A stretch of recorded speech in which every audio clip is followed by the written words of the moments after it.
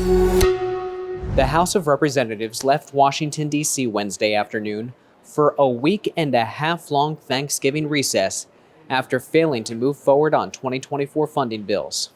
This may seem really obvious, but a new poll drives home how Americans want more results and less rhetoric. The NPR PBS NewsHour Marist National Poll found that 67% of Americans urge Speaker Mike Johnson to compromise, compared to 27% who say Johnson should stand on principle, even if it means gridlock in Congress. So we asked some of the most conservative members who have been voting against funding bills what they think.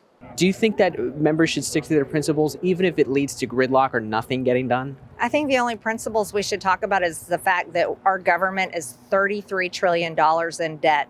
So that's pretty much a no-brainer. It's not a revenue problem in Washington, it's a spending problem, and we need to do better for the American people. We're fiscally going off a cliff right now, and if we don't address that, we won't have anything. The whole system will collapse, and that we need to address that. That needs to be our priority, and that's what we're seeing, the dissatisfaction.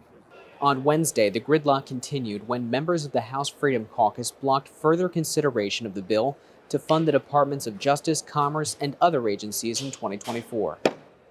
On this vote, the yeas are 198, the nays are 225.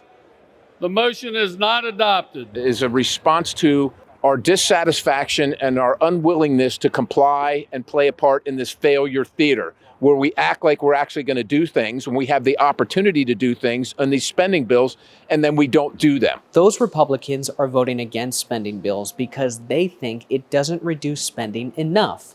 But Republican leadership can't rely on Democrats for support because they think it reduces spending too much. Our caucus still has questions about what that path ahead is. They're marking up bills that have dramatic cuts to programs that we care about. The Marist poll also found that if the government shut down, 49% of Americans would blame congressional Republicans, while 43% would blame congressional Democrats and President Biden.